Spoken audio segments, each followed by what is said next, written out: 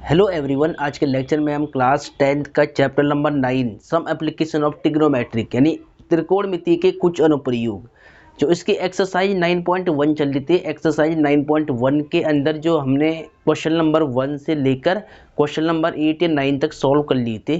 प्यारे बच्चों, question number 1 से क्वेश्चन नंबर 9 तक जितने भी क्वेश्चन है, ये question very and most important है। जो मोस्टली जो क्वेश्चन इंपॉर्टेंट है वो 7 से लेकर 10 तक है। 7 से 10 के बीच में जितने भी क्वेश्चन मैंने समझाए हैं वो सारे question very and most important है। बोर्ड एग्जाम में कई साल से रिपीट है।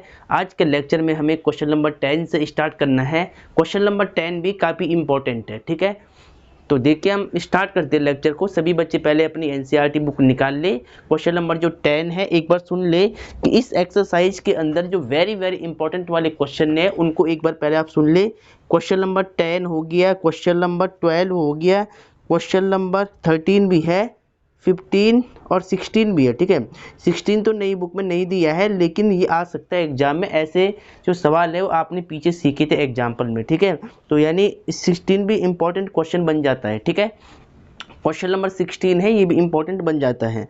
तो डियर स्टूडेंट, क्वेश्चन को स्टार्ट करते हैं। देखिए ध्यान से question number 6, question number 7, 8, 9 very important है। 7, 8, 9 ये मैंने आपको समझा लिया था। आज के लेक्चर में हम क्वेश्चन नंबर 10 से स्टार्ट करेंगे। लेक्चर को देखिए, क्वेश्चन को स्क्रीन पर ध्यान से देखिए। एक 80 मीटर चौड़ी सड़क के दोनों और आमने सामने समान लंबाई वाले दो खंभे लगे हुए हैं। इन दोनों खंभों के बीच सड़क के एक बिंदु से खंभों के शिखर के उन्नयन कोण क्रमशः 60 डिग्री और 30 डिग्री है।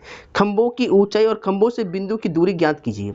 एक बार क्वेश्चन को ध्यान से देखिए आप कि एक 80 मीटर चौड़ी सड़क के दोनों और आमने सामने समान लंबाई वाले दो खंभे लगे हुए हैं। इन दोनों खंभों के बीच सड़क के एक बिंदु से खंभों के शिखर के उन्नयन कोण क्रमशः 60 डिग्री और 30 डिग्री है। खंभों की ऊंचाई और खंभों से बिंदु की दूरी ज्ञात कीजिए। क्वेश्चन काफी इंपॉर्टेंट है, most important, very and most important, ठीक है। तो क्वेश्चन का सॉल्यूशन स्टार्ट करते देखिए ध्यान से। क्वेश्चन नंबर 10, क्वेश्चन नंबर 10 है, इस पर लिख ले पहले आप। Very and most important dear student, very and most important. तो देखिए, जो प्रैक्टिकली आपने इस क्वेश्चन को पढ़ा है, थ्योरी को समझी है, अब इससे आपको डायग्राम बनाना है। इस थ्योरी को समझकर, ठीक है, स्टेटमेंट को समझकर आपको क्या बनाना है, डायग्राम बनाना है। एक डायग्राम तैयार करना है। तो कैसे बनेगा देखिए, वो आपको समझाता हूँ। सबसे पहले देखिए क्वेश्चन को एक बार ध्यान से देखिए। एक 80 मीटर चौड़ी सड़क के दोनों और आमने सामने समान लंबाई वाले दो खंभे लगे हुए हैं, ठीक है। अब देखिए कैसे बनेगा डायग्राम, समझिए ध्यान से।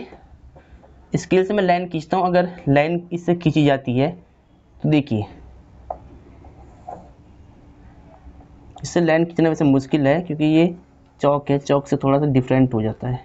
देखिए ये एक सड़क है डियर स्टूडेंट, एक ही सड़क है, ठीक है। इतनी चौड़ी सड़क है। अब ये सड़क कैसे में जा रही होगी, ये सड़क ऐसे में जा रही, देखिए ऐसे में सड़क है। ये आपको दिख रहा है, ऐसे में एक सड़क है, रोड है, ठीक है, ऐसे करके। तो मैंने खाली इस रोड की चौड़ाई को दिखाने के लिए एक रेखा खींची है, ठीक है। तो यानी ये जो सड़क है ना, ये सड़क ऐसे में जा रही होगी, इस बात का ध्यान रहे। तो अब मैं इसको रफ कर लेता हूँ, ठीक है। आप समझ गए कि जो सड़क का व्यू है, मतलब देखने में कैसे ये लगती होगी सड़क, तो वो मैंने आपको दिखा दिया है। हमें केवल यहाँ पर एक फिगर की आवश्यकता है जिससे कि हम जो हमसे पूछा गया है वो दूरी ज्ञात कर सके, ठीक है। तो अब देखिए ध्यान से, क्वेश्चन में क्या कह रहा था, एक 80 मीटर चौड़ी सड़क के आमने सामने दो समान लंबाई वाले खंभे लगे हुए हैं। तो ये जो सड़क है ना, ये 80 मीटर चौड़ी है। कितनी है इसकी जो चौड़ाई है सड़क की, देखिए इस सड़क की जो चौड़ाई है ये वाली, ये 80 मीटर है। कितनी है, 80 मीटर चौड़ी सड़क है, ये 80 मीटर चौड़ी है, ठीक है। चलो अब देखिए, ये सड़क है, मान लो कि सड़क ए बी है, या तो आप कुछ भी मान लो, यहाँ पर एक बिंदु मान लो, फिलहाल यहाँ एक बिंदु मान लो, ठीक है। सड़क के साइडों में मैंने एक बिंदु यहाँ मान लिया, एक बिंदु यहाँ मान लिया। अब जो ये सड़क है, इस सड़क का जो ये किनारा है, इस पर एक खंबा लगा हुआ है, यहाँ पर एक खंबा है, यहाँ पर एक खंबा है, और दोनों समान लंबाई वाले हैं। सड़क के किनारे पे क्या लगे, दो आमने सामने दो समान लंबाई वाले खंबे लगे हुए हैं। तो ये सड़क की चौड़ाई थी, इसके आमने सामने दो समान लंबाई वाले खंबे लगे हुए हैं, तो एक खंबा यहाँ बना दिया मैंने, देखिए एक ये हो गया और एक इसी के सामने इधर की साइड इधर के किनारे पे खंबा लगा हुआ है जिसकी लंबाई भी बराबर है।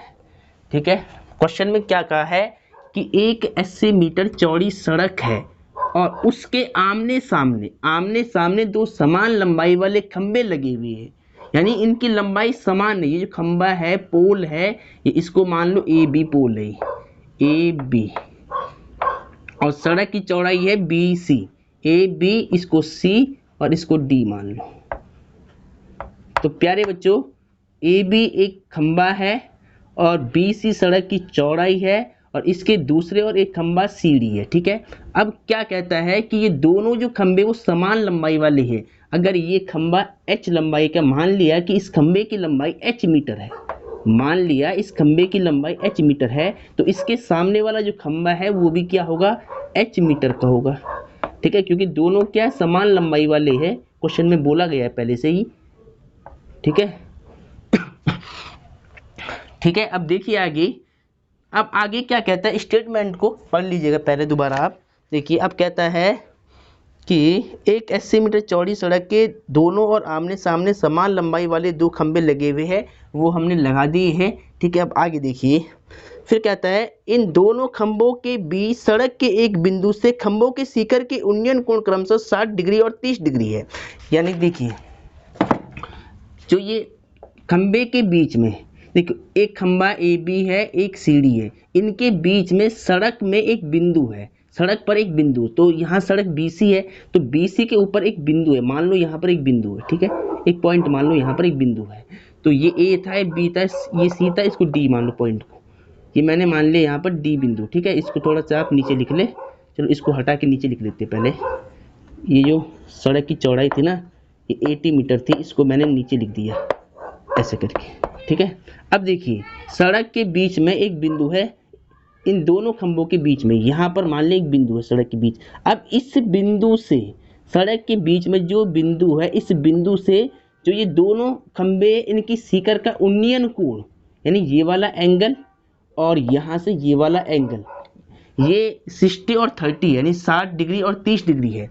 ठीक है, खंबे के बीच में जो बिंदु है सड़क में, इस बिंदु से जो खंबा ए बी है, यानी इसके शिखर का उन्नयन कोण ये 60 मान लो, और दूसरे वाला इसी बिंदु से, सड़क के इसी बिंदु से जो सेकंड वाला खंबा है सी डी, इसका भी जो उन्नयन कोण है इसके शिखर का, यानी डी, और जो डी था ना, इसको कुछ और मान लो आप। देखो ये ए था, ये बी था, ये सी था, इसको डी, इस पॉइंट को आप ई मान लो यहाँ पर। ठीक है, क्योंकि यहाँ पर भी डी हो रहा था, यहाँ पर भी डी हो रहा था, क्योंकि वो सेम पॉइंट हो रहा था। तो मैंने क्या किया, सड़क के बीच में एक बिंदु ई लिया। अब इस बिंदु ई से इन दोनों खंभों की शिखर के जो उन्नयन कोण थे वो 60 और 30 था। पहले वाले को 60 मान लिया और दूसरे वाले को मान लिया 30 डिग्री है। ठीक है, चलो ये डायग्राम आपका बन गया बिल्कुल कंप्लीट। कैसे बना है एक बार दोबारा समझिएगा। ये सड़क की चौड़ाई है 80 मीटर, सड़क के बीच में एक बिंदु मान लिया हमने ई, और इस बिंदु से जो खंबा ए बी है और सी डी है, इनके शिखर के उन्नयन कोण क्रमशः 60 और 30 थे। तो एक के शिखर का देखिए, ए बी के शिखर का 60 बन गया उन्नयन कोण, और सी डी जो खंबा है इसके शिखर का बन गया 30 उन्नयन कोण। ठीक है, अब देखिए जो सड़क BC है, जो इसकी चौड़ाई है वो थी 80 मीटर, तो यहाँ लिख दिया 80 मीटर। ठीक है, अब देखिए, अब हमें क्या निकालना है, खंभों की ऊंचाई, यानी ए बी और सी डी की ऊंचाई बतानी है, और फिर बिंदु ई से खंबे ए बी की दूरी, और इस बिंदु ई से जो ये खंबा सी डी है इसकी दूरी बतानी। ठीक है, बिंदु ई से खंबे ए बी की दूरी ज्ञात करनी है, और बिंदु ई से खंबे सी डी की दूरी हमें ज्ञात करनी है। तो देखिए पहले मान लो आप, मैं मान लेता हूँ कि इस बिंदु ई से जो ये खंबा ए बी है इसकी दूरी मान लिया मैंने x मीटर है। कितनी है, x मीटर है। क्या करें मैंने, इस बिंदु ई से जो खंबा ए बी है इसकी दूरी ये वाली मान ली मैंने x मीटर। अब देखिए सड़क की जो ब्रेथ है, यानी सड़क की जो चौड़ाई है पूरी, वो कितनी थी, 80 मीटर थी। अब इतनी दूरी को मैंने x मान लिया, तो ई से कितना बचेगा, 80 में से x को माइनस करना पड़ेगा। ठीक है, जब 80 में से जब इस पूरे में से ये दूरी हट जाएगी, यानी माइनस हो जाएगी इतनी, तो आपको इतनी मिल जाएगी फिर, ठीक है। यानी 80 में से अगर x माइनस होगा तो ये दूरी कितनी आएगी, 80 माइनस में x आएगी, ऐसे निकालेंगे। क्या निकाला हमने ये निकाला EC, ठीक है। हमारे पास BC था 80 मीटर और BE को हमने x माना, तो यहाँ से हमें C कितना मिला, 80 माइनस में x, 80 माइनस में x, ठीक है। 80 में से इसको हटा दिया तो ये बच गया, तो ये हो गया आपके पास C, ठीक है। तो ये पूरा डायग्राम बन गया इसका कंप्लीट। अब आपको दोनों खंभों की ऊंचाई और इस बिंदु E से ये दोनों खंभे AB और CD की दूरी ज्ञात करनी है, ठीक है। तो डायग्राम को मैंने समझा लिया है, अब क्वेश्चन को सॉल्व करते हैं, ठीक है। मेन काम होता है डायग्राम को समझना, तो आई होप आपको डायग्राम समझ में आया होगा, ठीक है। अब यहाँ पर देखिए, आपको निकालना है इन दोनों खंभों की ऊंचाई। तो आप मानेंगे पहले कि माना दोनों खंभों की ऊंचाई, दोनों खंभों की ऊंचाई को मानेंगे आप स्मॉल h मीटर, ठीक है। कि दोनों समान लंबाई के खंभे हैं, दोनों की लंबाई समान है। अगर ये h लंबाई का होगा तो वो भी h लंबाई का होगा, इसीलिए दोनों को एक साथ मान लिया h मीटर।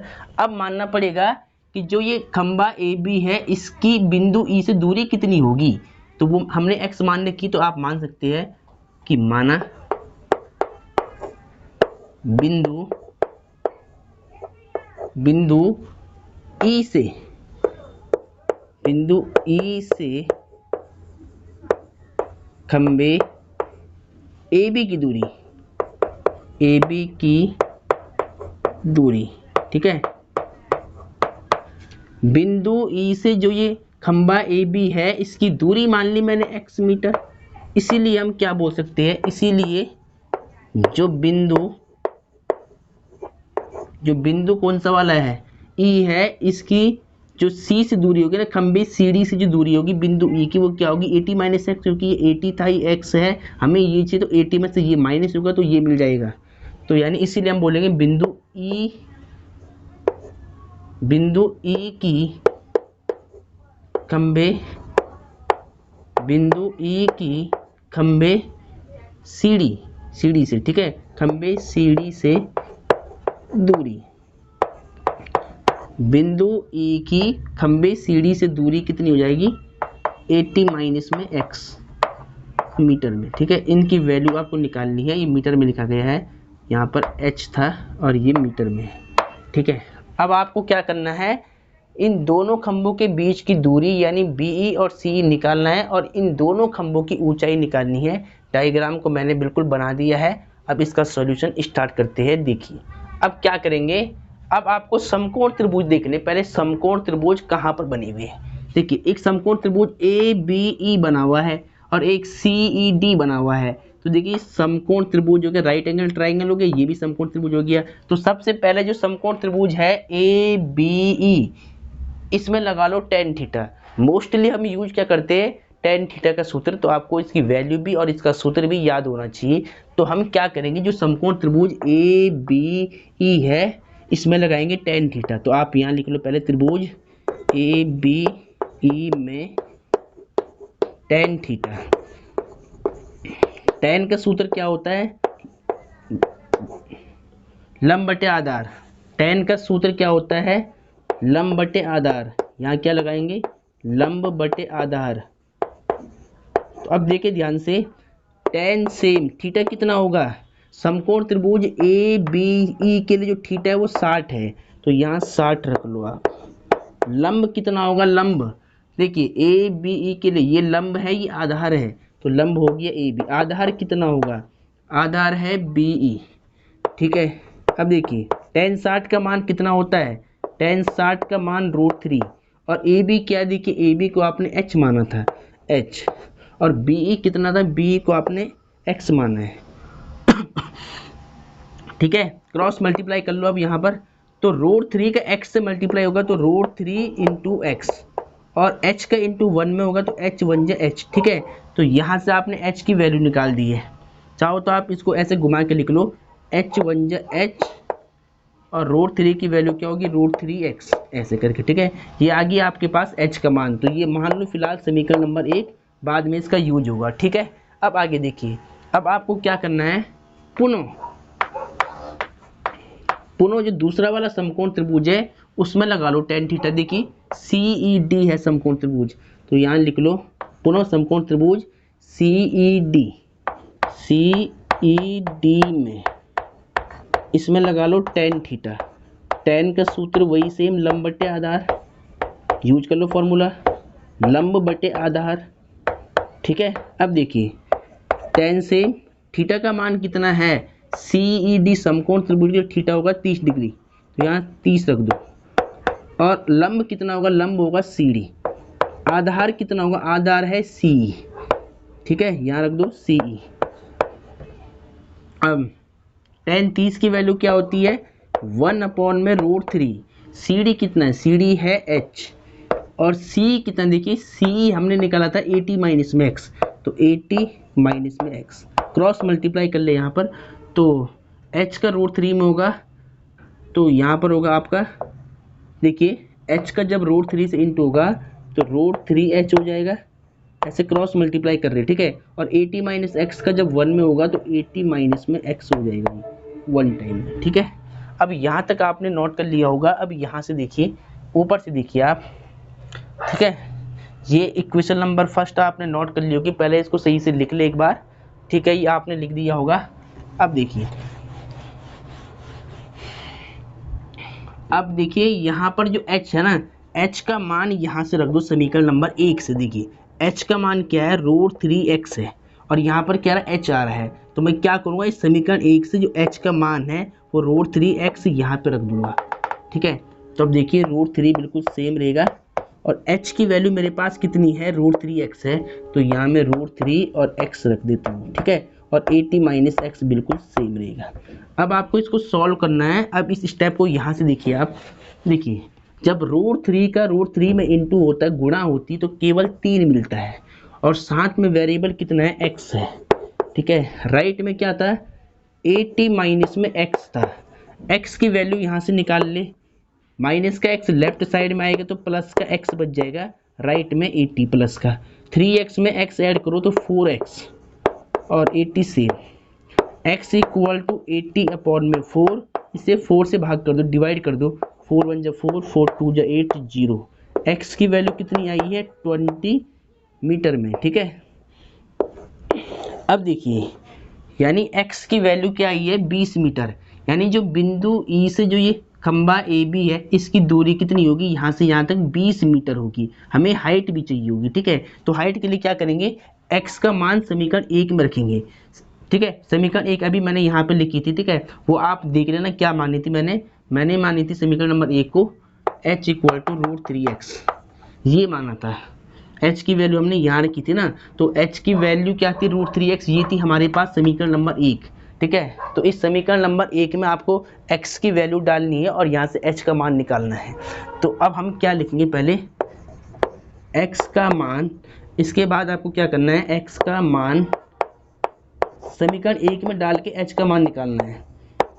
x का मान समीकरण 1 में रखने पर, putting the value of h in equation number first, x का मान समीकरण 1 में रखने पर, ठीक है। देखिए समीकरण नंबर 1 क्या थी, h equal to root 3x था। अब देखिए x की वैल्यू कितनी आई है, 20। अब गुणा कर दो यहाँ पर, तो h इक्वल टू कितना आएगा, 20 रूट 3 मीटर। इसका मतलब क्या है, इसका मतलब है जो ये खंबे हैं इनकी हाइट कितनी होगी, दोनों खंभों की जो ऊंचाई होगी वो 20 रूट 3 मीटर होगी। जो दोनों खंभों की ऊंचाई होगी ना, कि दोनों खंबे समान लंबाई वाले हैं, इनकी ऊंचाई क्या आएगी, 20 रूट 3 मीटर में आएगी, ठीक है। चलो एक खंबे की दूरी आपने ज्ञात कर दी थी, ये वाली 20 मीटर थी। अब दूसरे खंबे से बिंदु E की दूरी आपको यानी 80 माइनस एक्स की वैल्यू भी निकालनी पड़ेगी। तो कैसे निकालेंगे, देखिए यहाँ तक आपने नोट कर लिया होगा, पहले इसको सही से नोट कर ले एक बार। चलो ये हो गया होगा, आगे देखिए, तो यहाँ तक आपने बिल्कुल सही से लिख लिया होगा। अब आगे देखिए, अब यहाँ पर क्या लिखना है,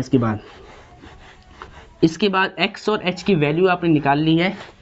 अब इसको बिल्कुल सीक्वेंस में लिखेंगे पहले। तो यहाँ लिखेंगे अतः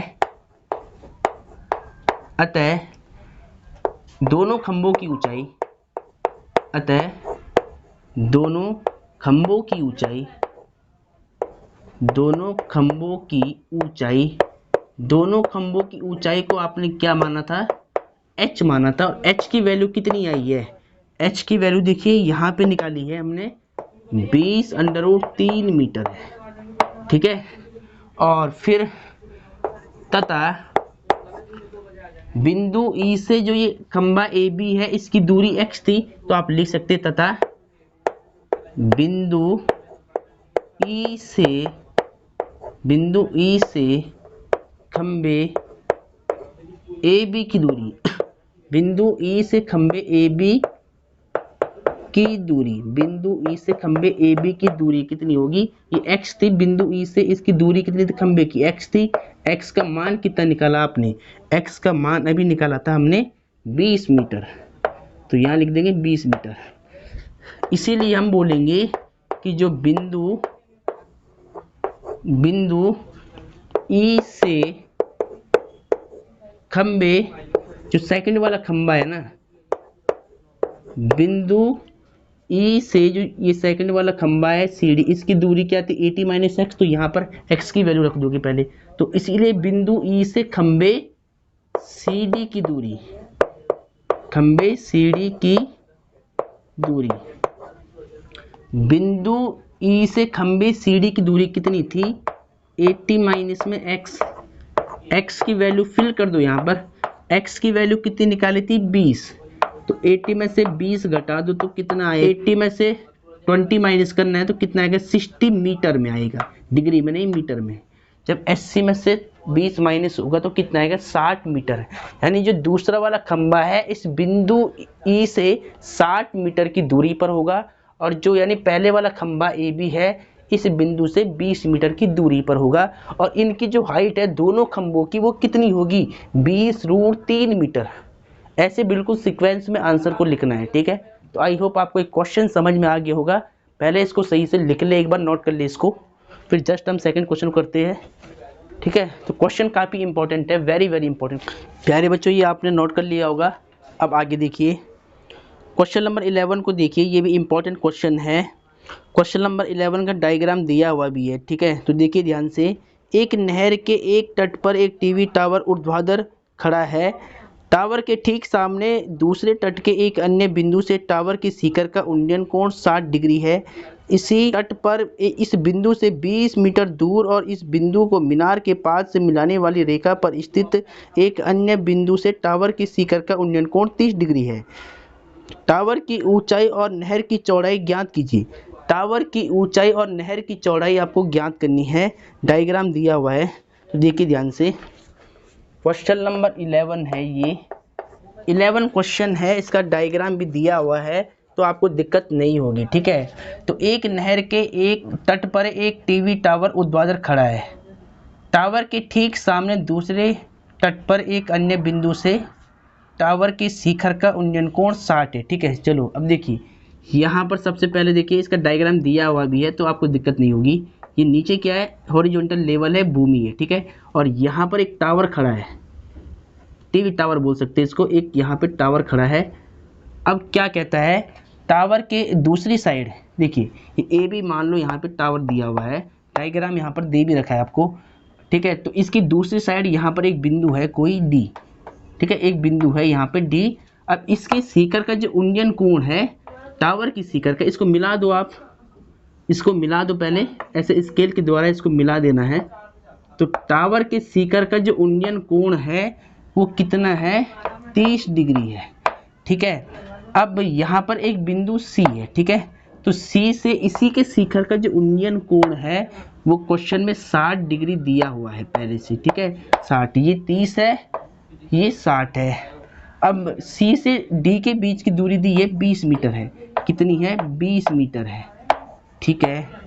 फिर कहता है टावर की ऊंचाई और नदी की चौड़ाई ज्ञात कीजिए।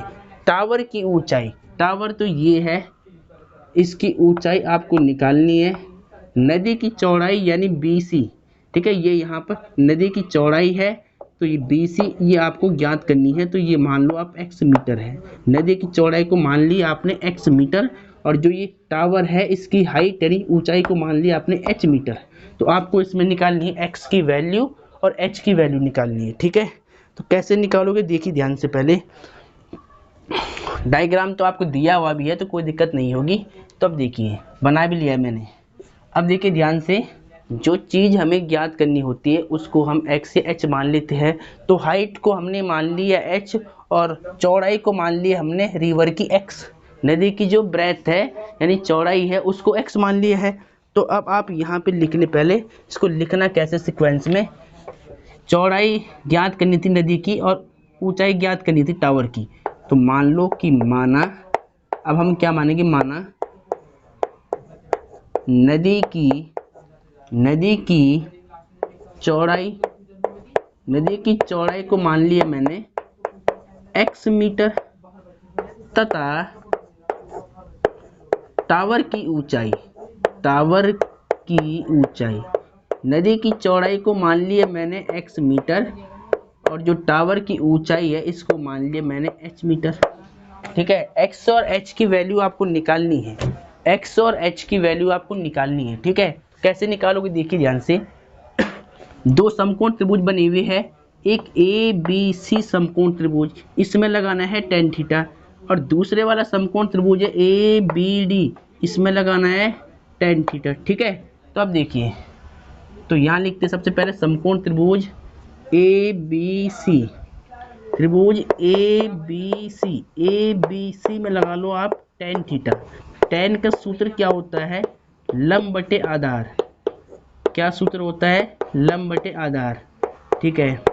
tan बिल्कुल सेम रहेगा, थीटा कितना है देखिए, समकोण त्रिभुज में देखिए पहले ABC में जो एंगल थीटा है वो कितना है 60, तो यहाँ पे थीटा की वैल्यू कितनी आएगी 60, और लंब कितना होगा परपेंडिकुलर, ABC समकोण त्रिभुज के लिए ये AB लंब, ये आधार हो जाएगा, ठीक है। तो लंब हो गया यहाँ पर AB, आधार कितना हो गया BC, और tan 60 की वैल्यू कितनी होती है √3, और AB कितना है, AB है h, और BC कितना है, BC है x, क्रॉस मल्टीप्लाई कर ले यहाँ से। तो x1 देखिए x का √3 में होगा तो x √3 हो जाएगा, h1 h हो जाएगा। तो देखिए h1 h कर लो पहले, और x का √3 में तो √3x हो जाएगा, ठीक है। ये मान लो समीकरण नंबर 1। फिर जो दूसरे वाला समकोण त्रिभुज है उसमें लगा लो tan थीटा, यानी ABD में, बड़े वाले त्रिभुज में। तो त्रिभुज ABD में लगा लो tan थीटा। tan का सूत्र क्या होता है, लंब बटे आधार होता है, ठीक है। अब tan बिल्कुल सेम, थीटा की वैल्यू कितनी है, समकोण त्रिभुज ABD में जो एंगल थीटा है वो कितना है 30 डिग्री है, तो थीटा की वैल्यू 30 हो जाएगी यहाँ पर।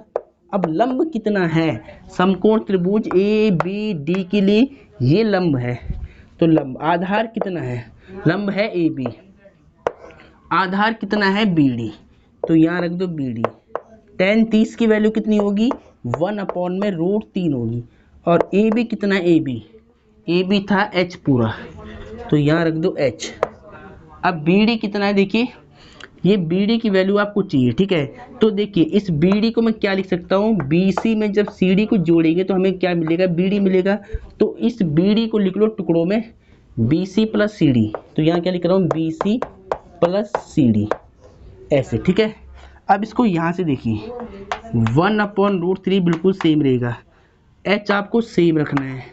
BC कितना है, BC को आपने x माना है, नहर की जो ब्रेथ है, चौड़ाई है, उसको आपने x माना है, तो BC रख दिया मैंने x, और CD कितना है 20 है, क्रॉस मल्टीप्लाई कर ले यहाँ पर, क्रॉस मल्टीप्लाई, ठीक है। तो अब यहाँ पर देखिए इसकी इंटू करो पहले यहाँ पर, तो √3h हो जाएगा, और x प्लस 20 की एक में करो तो x प्लस में 20 हो जाएगा, ठीक है। √3 को बिल्कुल सेम रख दो, h की वैल्यू आपने क्या निकाली समीकरण नंबर 1 में, √3x निकाली, वो यहाँ रख दो आप, तो यहाँ रखता हूँ मैं √3x, h का मान मैंने यहाँ से रख दिया और ये मैंने रखा है समीकरण नंबर 1 से, और इसको बिल्कुल पहले सेम लिख लो, ठीक है। h की वैल्यू √3x मैंने कहाँ से रखा है, समीकरण 1 में से रखा है, तो यहाँ रीजन क्या देंगे, समीकरण 1 से, ठीक है, समीकरण 1 से। अब देखिए √3 का इंटू जब √3 में होगा तो केवल 3 मिलेगा x, ये x प्लस में 20 हो गया, ये x आएगा लेफ्ट साइड में तो माइनस का x हो जाएगा, राइट में क्या है 20 है, माइनस कर लो 3x में से x माइनस करो तो 2x इक्वल टू 20, x की वैल्यू कितनी होगी 20 अपॉन में 2, अब 2 से कट कर लो, 2 1 2 0, x equal to 10, x equal to 10 metre. तो प्यारे बच्चों जो x की वैल्यू आई है वो कितनी आई है, 10 मीटर आई है। प्यारे बच्चों जो x की वैल्यू आई है वो कितनी आई है, 10 मीटर आई है, तो इसका मतलब नहर की चौड़ाई कितनी होगी, 10 मीटर होगी, ठीक है। तो प्यारे बच्चों जो चौड़ाई आई है नहर की वो कितनी आई है, 10 मीटर आई है, 10 मीटर है यहाँ नहर की चौड़ाई, और जो टावर की ऊंचाई है वो कितनी है, देखिए x का मान आप रख दो समीकरण नंबर 1 में, तो यहाँ आपको h का मान मिल जाएगा।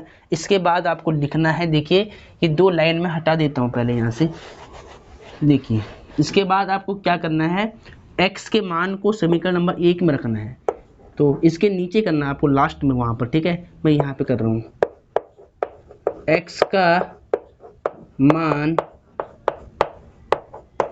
समीकरण 1 में रखने पर,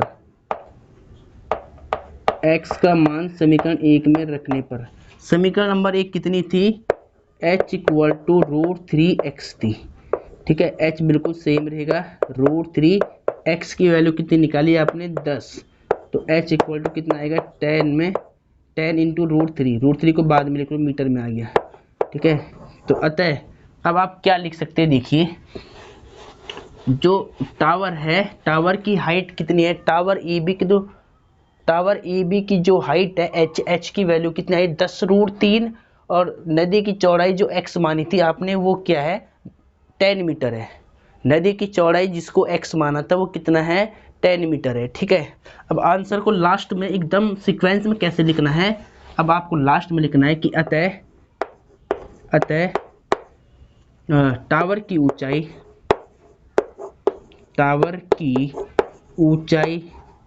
की जो हाइट है, ऊंचाई है, उसको आपने h माना था, और h का मान कितना है 10√3 मीटर, और तथा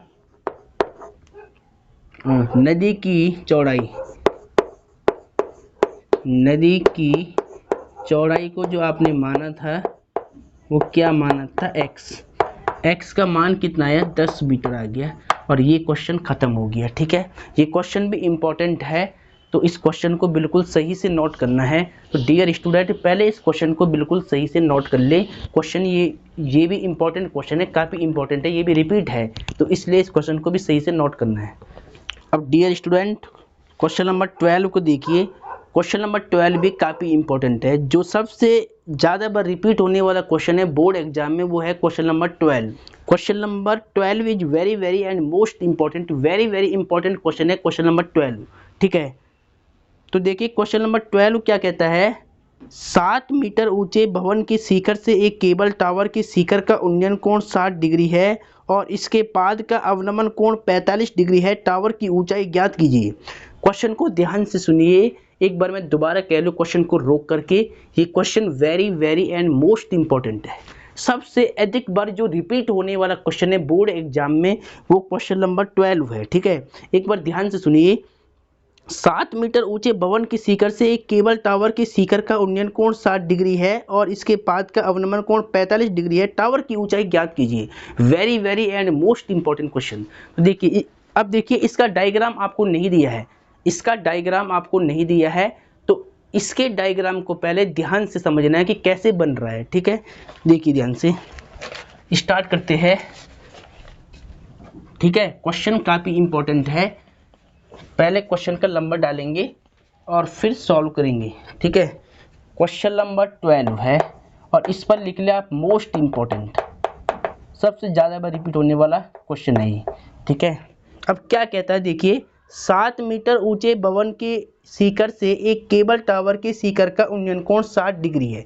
ठीक है, देखिए ध्यान से, ये सबसे पहले एक जमीन है, हॉरिजॉन्टल लेवल है। ठीक है, डायग्राम को समझ लो, अगर डायग्राम बन के फिर कुछ नहीं है, डायग्राम ही है जो है इसमें। ठीक है, तो देखिए ध्यान से, पहले ये नीचे क्या हॉरिजॉन्टल लेवल है, आपको स्केल के द्वारा एक रेखा खींचनी है, यहाँ पर लाइन खींचनी, बिल्कुल सीधी लाइन खींचनी, स्ट्रेट। ठीक है, स्ट्रेट लाइन खींचनी है। अब देखिए, ये हॉरिजॉन्टल लेवल है, भूमि है, यानी क्षैतिज स्तर है। यहाँ पर एक भवन खड़ा है, क्या खड़ा है, भवन है, भवन है मतलब बना हुआ यहाँ पर एक मान लिया भवन है, और इसकी ऊंचाई कितनी कह रहा है कि 7 मीटर ऊंचा एक भवन है। कितने मीटर ऊंचा, 7 मीटर ऊंचा एक भवन है, यानी बिल्डिंग है यहाँ पर।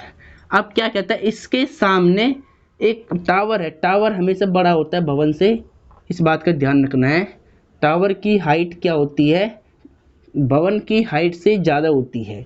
तो देखिए डायग्राम कैसे पहले बन रहा है उसको समझ लीजिएगा कि एक भवन है 7 मीटर ऊंचा, और ये नीचे है भूमि, धरती है, और इसके सामने, भवन के सामने एक टावर बना हुआ है, मीनार बनी हुई है। ठीक है, अब क्या कहता है, ध्यान से सुनिए, 7 मीटर ऊंचे भवन की शिखर से एक केबल टावर के शिखर का उन्नयन कोण 60 डिग्री है।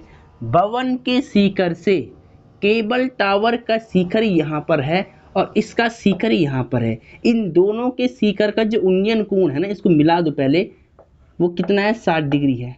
इनको मिला दो, बिल्कुल स्केल के द्वारा आपको मिला देना है।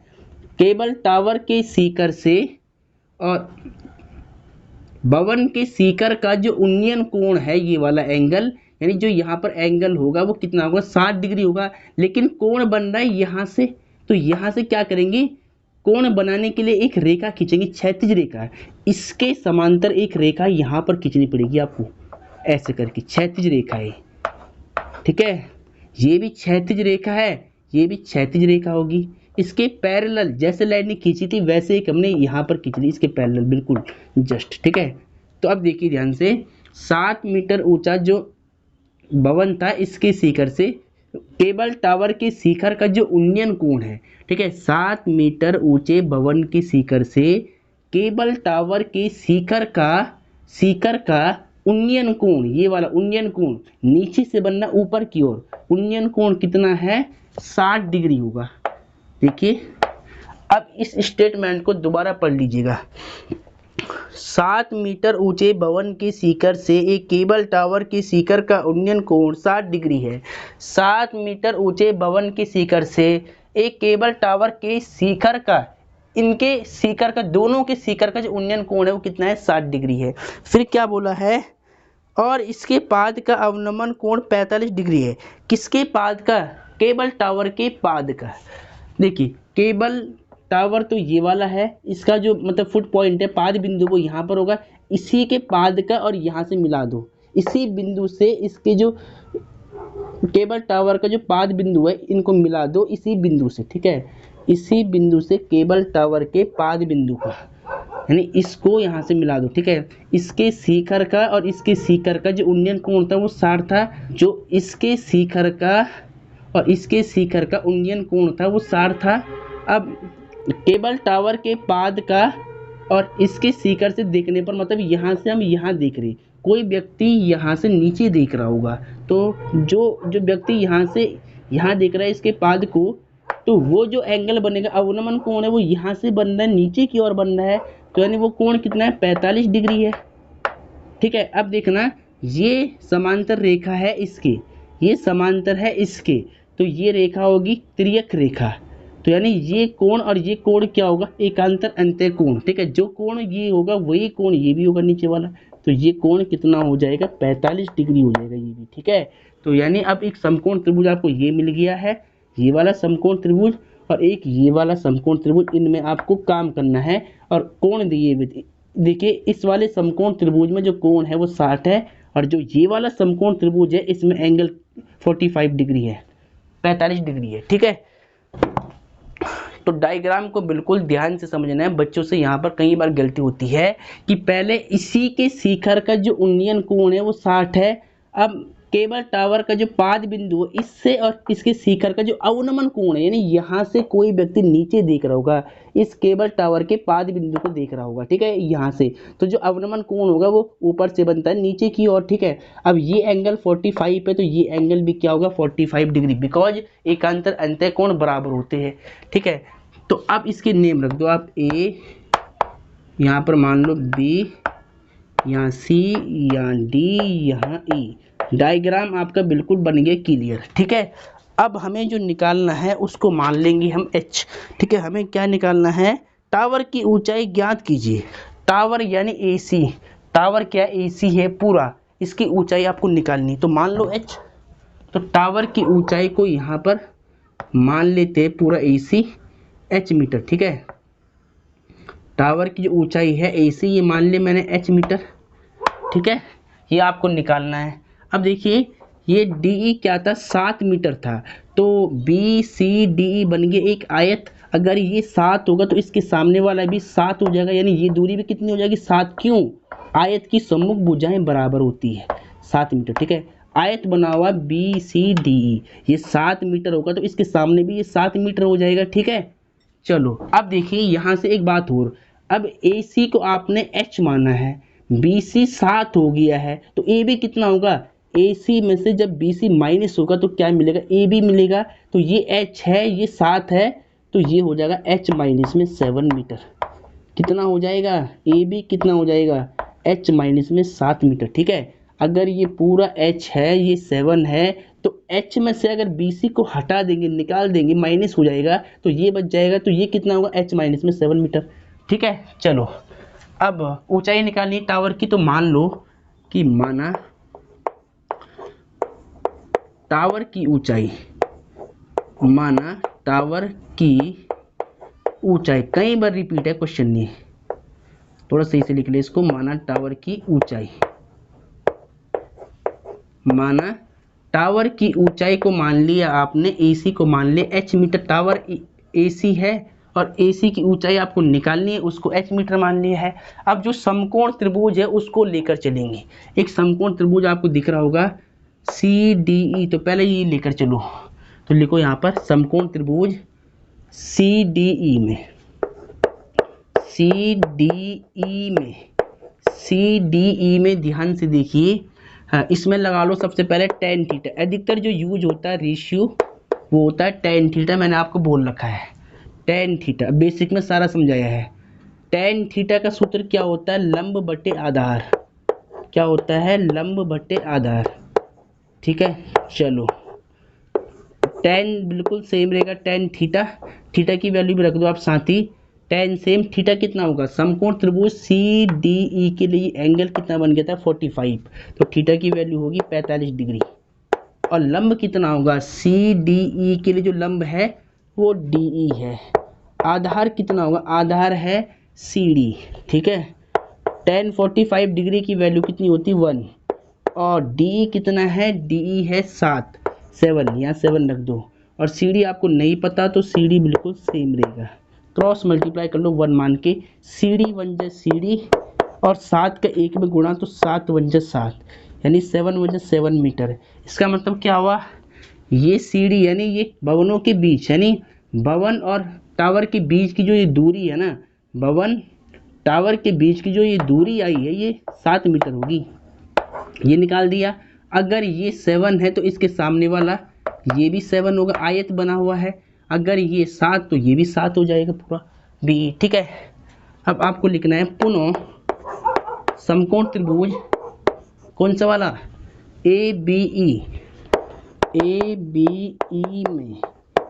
ABE में लगा लो आप tan थीटा। tan का सूत्र लंब बटे आधार, क्या होता है, लंब बटे आधार, ठीक है। tan का सूत्र होता है लंब बटे आधार, tan बिल्कुल सेम। थीटा कितना है, समकोण त्रिभुज ABE के लिए जो एंगल थीटा है वो 60 है, तो 60 रख लो थीटा की वैल्यू। लंब कितना होगा, समकोण त्रिभुज ABE के लिए ये है लंब EB, तो यहाँ लंब का मान EB। आधार कितना है, आधार है B, नीचे वाली भुजा B। tan 60 का मान कितना होता है, √3, और AB का मान कितना है, AB का मान है h माइनस में 7, कितना है, h माइनस में 7 और बी कितना, देखिए ये था 7 मीटर तो ये भी 7 हो गया, तो बी का मान कितना हो गया 7 मीटर। ठीक है, अब क्रॉस मल्टीप्लाई कर ले यहाँ पर, तो कितना होगा 7√3 और h-7 का 1 में होगा तो h-7। ठीक है, अब देखिए माइनस का 7 आएगा लेफ्ट साइड में तो प्लस का 7 बन जाएगा इक्वल में h, दोनों में से 7 कॉमन आ रहा है तो 7 को कॉमन निकाल लो, √3 प्लस में 1 हो जाएगा और इक्वल टू h। ठीक है, क्योंकि यहाँ से 7 बाहर आया तो यहाँ पे 1 बच गया है और यहाँ से 7 निकला तो यहाँ √3 हो गया, साइड चेंज कर लो। अतः therefore h equal to 7 bracket में √3 प्लस में 1 मीटर। अब हम लिख सकते हैं अतः टावर की ऊंचाई जो हमसे पूछ रहा था, अतः टावर की ऊंचाई जो है वो h मानी थी और h की वैल्यू कितनी आई 7 ब्रैकेट में √3 प्लस 1 मीटर। प्यारे बच्चों ये क्वेश्चन सॉल्व हो चुका है, इस तरह से आपको सॉल्व करना था। क्वेश्चन काफ़ी इंपॉर्टेंट है, मोस्टली जितने भी केस है यानी जो सबसे अधिक बार रिपीट होने वाला क्वेश्चन है, जो एग्जाम में सबसे ज़्यादा बार देखा गया क्वेश्चन है इस वाले पार्ट से, वो ये वाला क्वेश्चन है, question number 12 most important. Diagram ऐसे बनाना है, डायग्राम इसका थोड़ा इम्पॉर्टेंट था कि यहाँ पर बच्चा घूम जाता है, तो डायग्राम ऐसा बनेगा। ठीक है, और फिर इसको सीक्वेंस में सॉल्व करना है, तो एक बार इसको ध्यान से नोट कर ले। क्वेश्चन नंबर 13 को देखिए, अब देखिए क्वेश्चन नंबर 13 को ध्यान से देखिए। समुद्र तल से 75 मीटर ऊंची लाइट हाउस की सीकर से देखने पर दो समुद्री जहाज़ों के अवनमन कोण 30 और 45 डिग्री है। यदि लाइट हाउस के एक ही और एक जहाज दूसरे जहाज के ठीक पीछे हो तो दो जहाज़ों के बीच की दूरी ज्ञात कीजिए। दो जहाज़ों के बीच की दूरी ज्ञात कीजिए। ये क्वेश्चन भी काफ़ी इंपॉर्टेंट है, मोस्ट इम्पॉर्टेंट। ठीक है, क्वेश्चन नंबर 13 है, डायग्राम बनाते हैं फटाफट। देखिए क्या कहता है, समुद्र तल से 75 मीटर ऊंची लाइट हाउस के शिखर से देखने पर दो समुद्री जहाज़ों के अवनमन कोण 30 और 45 है। ठीक है, देखिए ध्यान से डियर स्टूडेंट, यहाँ नीचे समुद्र तल है। ठीक है, ये क्या है नीचे, ये नीचे समुद्र है, सी लेवल है, इसको बोल सकते हैं सी लेवल। सी लेवल का मतलब क्या होता है, समुद्र तल। ठीक है, समुद्र तल है यहाँ पर, कहीं पर यहाँ लिख देना आप समुद्र तल है। ठीक है, समुद्र तल है, सी लेवल है नीचे। ये जो भूमि को मान ले मैंने यहाँ पर, ये जो हॉरिजॉन्टल लेवल है इसके यहाँ पर इधर की साइड क्या है, सी लेवल, समुद्र तल है। क्या है, समुद्र तल है, और यहाँ पर समुद्र की साइड में कहीं पर एक लाइट हाउस खड़ा है, ऐसे मान लिया। इतना ऊंचा ये लाइट हाउस है, इसकी हाइट कितनी है, इतनी ऊंची है, इसकी हाइट मान लिया, ये इसकी हाइट दिया हुआ है 75 मीटर है। लाइट हाउस की जो ऊंचाई है वो 75 मीटर दे रखी है समुद्र तल से। ठीक है, ये समुद्र तल है और ये लाइट हाउस बना हुआ है, कोई बिजली घर बना हुआ है, और यहाँ पर इसकी जो हाइट है बिजली घर की वो कितनी है, वो है 75 मीटर। अब देखिए यहाँ पर कोई व्यक्ति यानी इस लाइट हाउस के शिखर पर यहाँ पर कोई व्यक्ति बैठा होगा मान लिया। अब वो क्या करता है, यहाँ समुद्र में जहाज है, ये समुद्र है पूरा, ये नीचे यानी सी लेवल है, यानी समुद्र में जहाज, एक जहाज मान ली इस बिंदु पर है, इसको मान लो पहले ए बिंदु पर एक व्यक्ति बैठा हुआ है लाइट हाउस के ऊपर, और जो लाइट हाउस की समुद्र यानी सी लेवल से जो हाइट है, तल से जो हाइट है समुद्र से, वो कितनी 75 है। अब यहाँ से एक व्यक्ति दो जहाज को देखता है, समुद्र में दो जहाज है, एक जहाज मान लिया इसको बी मान लो, एक जहाज मान लिया सी बिंदु पर है और एक मान लिया यहाँ डी बिंदु पर है। ठीक है, यहाँ से एक व्यक्ति देख रहा है जहाज को समुद्र में। ठीक है, तो एक जहाज यहाँ पर चल रहा है, एक जहाज यहाँ पर चल रहा है, तो इस पहले वाले जहाज के शिखर का उन्नयन कोण दिया, अवनमन कोण दिया हुआ, ऊपर से पर्सन नीचे देख रहा है, तो यहाँ से वो नीचे देख रहा है ना, तो पहले यहाँ से इस रेखा के समांतर एक रेखा यहाँ पर बनेगी, हॉरिजॉन्टल लेवल यहाँ भी बनेगा। ठीक है, कोण बनाने के लिए, क्योंकि पर्सन ऊपर से देख रहा है, लाइट हाउस पे जो पर्सन बैठा है वो ऊपर बैठा हुआ है, वो यहाँ से देख रहा है जहाज को नीचे की ओर, तो जब ऊपर से नीचे देख रहा है तो अवनमन कोण बनता है, एंगल ऑफ डिफ्रेक्शन बनता है। ठीक है, तो इस लाइन को आप सीधी कर लेना बिल्कुल ऐसे करके, थोड़ा सा इसको ढंग से बना देते हैं। देखिए ये वाला है ऐसे। ठीक है, ऐसे करके आपको दिख रहा होगा, आपको लाइन से इसको स्केल से मिलाना है। ठीक है, इस तरह से। ठीक है, देखिए ये क्षैतिज रेखा है ये भी क्षैतिज रेखा है, ठीक है। अब देखिए जो व्यक्ति यहाँ से लाइट हाउस पर बैठ के नीचे इस जहाज सी और डी को देख रहा है, ठीक है। दो जहाज की स्थिति क्या, एक सी पर है, एक डी पर बैठा है। तो इसको मिला दो, ठीक है, इसको भी मिला दिया, एडी को भी मिला दिया आपने ऐसे करके, ठीक है। अब क्या बोलता है, एक देखिए इस जहाज का जो अवनमन कोण है, जो जहाज सी और इस क्षैतिज रेखा के साथ में जो एंगल बना, एक तो ये एंगल है और एक ये एंगल आपको दिया होगा। तो पहले वाला कितना दिया है, देखिए इसने क्या कहा है, समुद्र तल से 75 मीटर ऊंची लाइट हाउस के शिखर से देखने पर दो समुद्री जहाजों के अवनमन कोण 30 और 45 डिग्री है। यानी छोटे वाला, यानी जो छोटे वाला एंगल है वो 30 डिग्री है, ठीक है। यहाँ पर लिख लो पहले, देखिए जो ये छोटे वाला एंगल है ये है 30 डिग्री का। अब इस जहाज का और इस क्षैतिज रेखा के साथ में जो एंगल बनेगा ये वाला, ये बड़े वाला एंगल है 45 डिग्री का, 45 डिग्री का, ठीक है। अब हमसे क्या पूछता है, यदि लाइट हाउस के एक ही और एक जहाज दूसरे जहाज के ठीक पीछे है, एक जहाज ये है और इसके पीछे एक और जहाज है सी, यानी सी और डी कैसे एक दूसरे के आगे पीछे है, सी और डी जो जहाज है वो एक दूसरे के आगे पीछे दिए हुए हैं। फिर क्या कहता है, एक जहाज दूसरे जहाज के ठीक पीछे हो तो दो जहाज़ों के बीच की दूरी ज्ञात कीजिए, ठीक है। ये दो जहाज है ना, ये सीढ़ी, देखिए ये सीढ़ी, ये दो जहाज है, इनके बीच की दूरी आपको ज्ञात करनी है। तो सी और डी के बीच की दूरी मान लो x मीटर, ठीक है। ये दो जहाज है सी और डी, इनके बीच की दूरी आपको निकाल, डिस्टेंस फाइंड करना है सी और डी के बीच का, यानी दो जहाज के बीच का। एक जहाज सी पर है, एक डी पर है, तो सी और डी के बीच में जो दूरी कितनी है x मान लिया, उसको x की वैल्यू आपको निकालना है, ठीक है। तो अब आप लिख लो कि माना दो जहाज़ों के बीच की दूरी, माना दो जहाज़ों के बीच की दूरी, माना दो जहाज़ों के बीच की दूरी को मान लिया आपने सीडी, दूरी क्या है सीडी है, और सीडी की वैल्यू क्या मान लिया आपने x मीटर, x की वैल्यू आपको निकालनी है, ठीक है। अब देखिए दो समकोण त्रिभुज बना हुआ है, एक ए बी सी बना हुआ है, एक ए बी डी बना है, ठीक है। अब एक बात और समझना है, ये सी डी समांतर है ए, इसको मान लो पी, ये मान लो बिंदु पी, ठीक है। सी डी भुजा जो बी सी भुजा है, बी सी भुजा वो ए पी के समांतर है, पैरेलल है। तो अब ये रेखा क्या होगी, त्रियक रेखा होगी, ठीक है। ये समांतर इसके, तो ये रेखा होगी ट्रांसवर्सल। अगर ये इतना एंगल 30 है ना, यहाँ से देखिए यहाँ से यहाँ तक अगर ये वाला कोण 30 है इतना, तो ये एंगल भी कितना होगा 30, एकांतर अंत्यकोण है।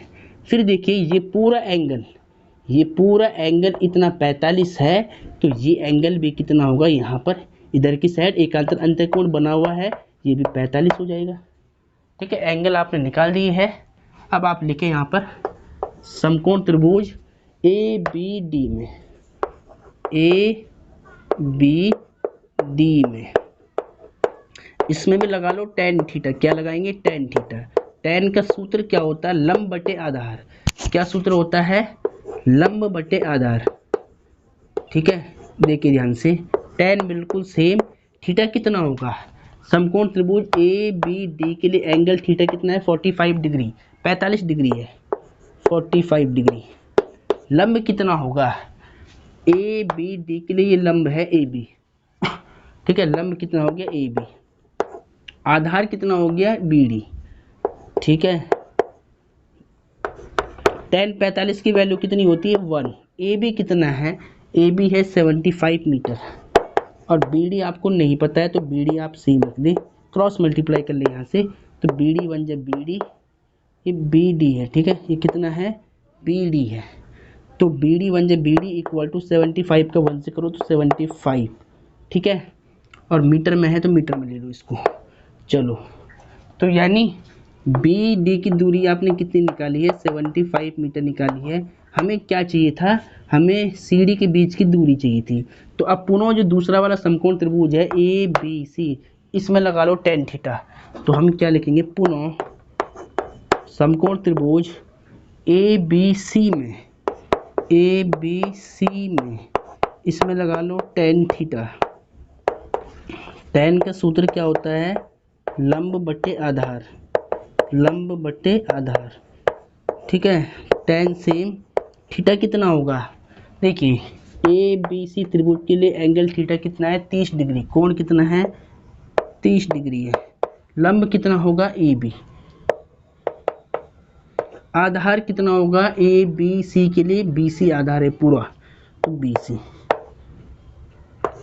टेन 30 की वैल्यू कितनी है 1/√3 और ए बी कितना है, ए बी का मान है 75, ठीक है। और बी सी कितना है, देखिए बी सी यहाँ से यहाँ तक की लेंथ है, तो बी सी को कैसे निकालेंगे, जब बी डी में सी डी जोड़ेंगे तो बी सी को हम क्या लिखेंगे B D plus C D, B D plus में सी डी, ठीक है। तो 1/√3, अब 75 बिल्कुल सेम रख दो। बी डी कितना है, बी डी आपने क्या निकाला अभी 75 निकाला था, चाहो तो समीकरण 1 मान लो, बी डी कितना निकाला था 75 और सी डी कितना माना था x, क्रॉस मल्टीप्लाई कर ले अब यहाँ पर, तो 75 प्लस x का 1 से और 75 का √3 में, तो 75 √3 हो जाएगा। अब जिनके साथ 75 है उनको लेफ्ट में कर ले आप, ठीक है। तो x इक्वल टू राइट में भेज दो कोई दिक्कत नहीं है, 75 √3। अब देखिए 75 राइट में जाएगा तो माइनस बन जाएगा 75। अब दोनों में से कॉमन कितना है 75 कॉमन आ रहा है, 75 को कॉमन निकाल लो, यहाँ √3 बचेगा और ये नंबर बाहर निकल के तो 1 बचेगा।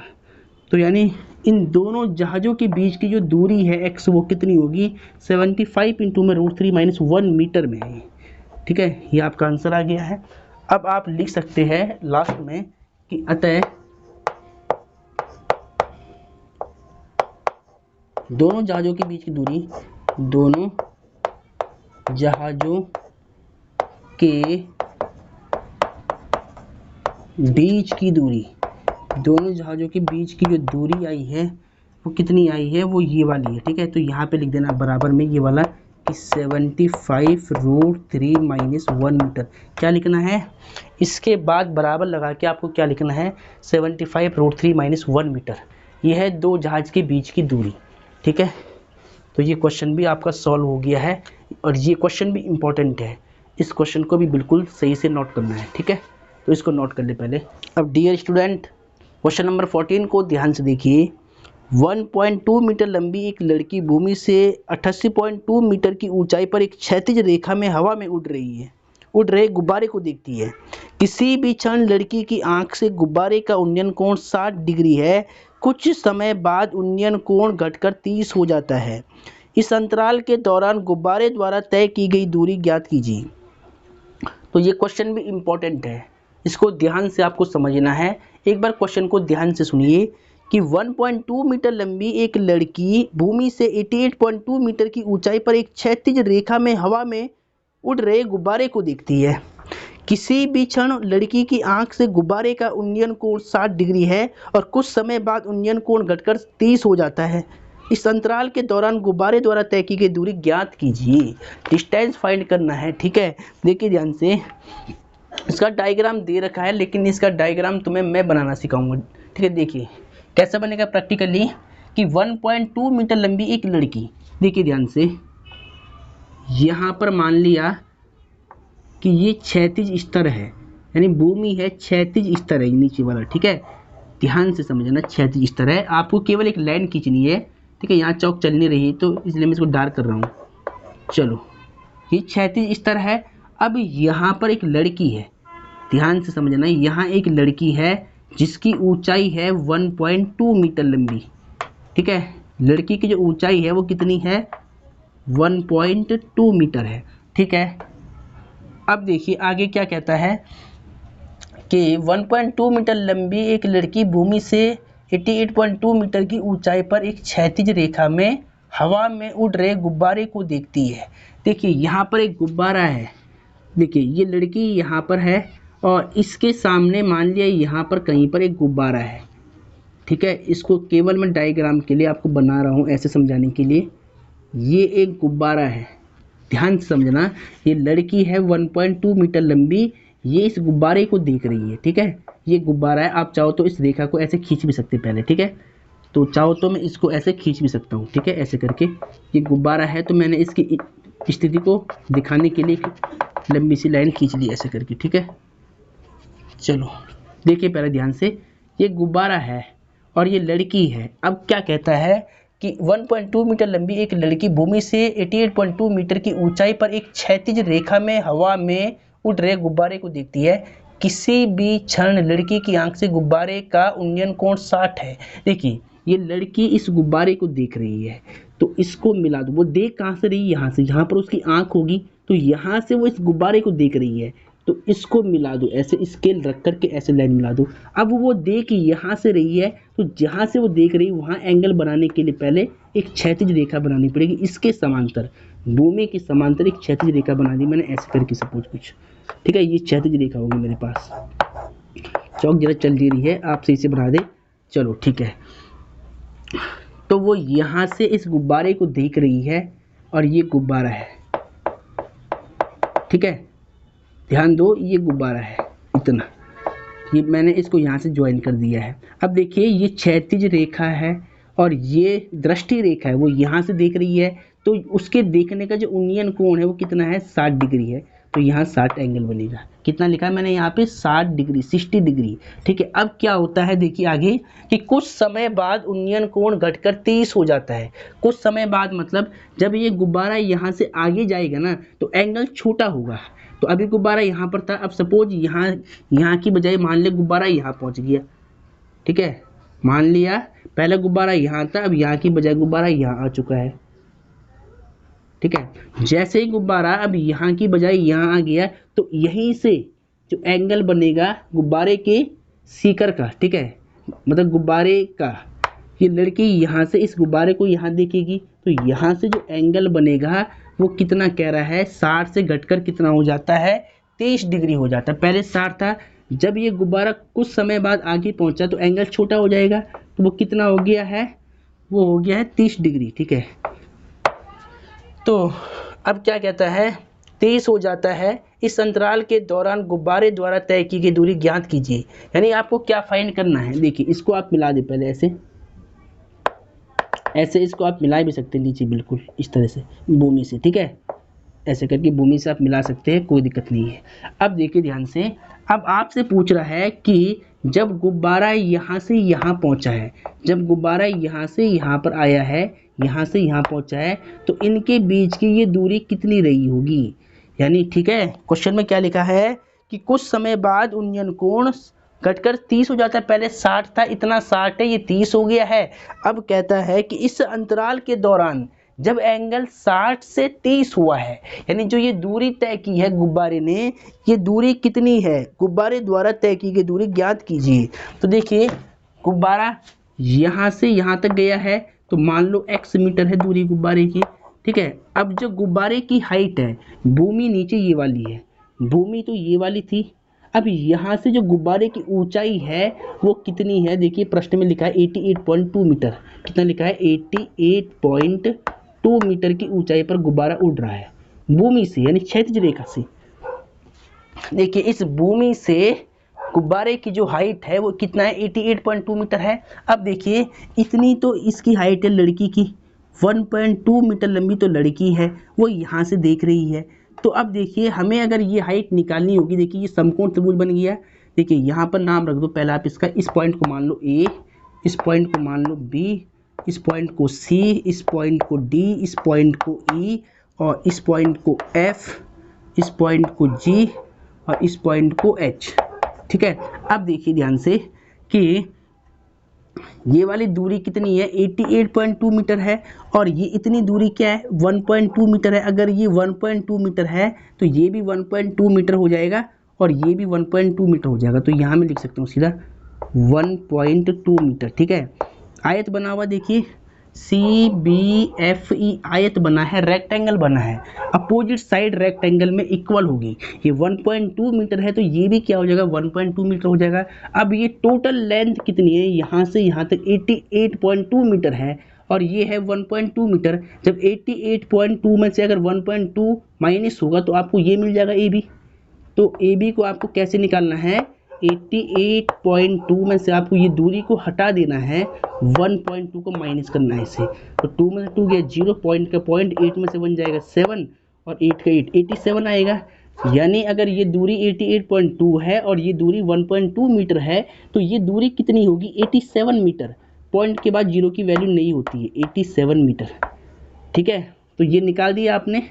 चलो अब आपको निकालनी है गुब्बारे द्वारा तय की गई दूरी यानी x। जब गुब्बारा यहाँ से यहाँ पर आया, जब गुब्बारा यहाँ से यहाँ पर आया तो उनके बीच की दूरी कितनी रही होगी, वो हमने x मान लिया है, तो x की वैल्यू आपको निकालनी है। ठीक है, अब स्टार्ट करते। देखिए डायग्राम आपने समझ लिया है, तो यहाँ लिखो क्वेश्चन नंबर कौन सा वाला था, ये 14 था। तो लिखिए यहाँ पर क्वेश्चन नंबर 14। मान लो कि माना गुब्बारे द्वारा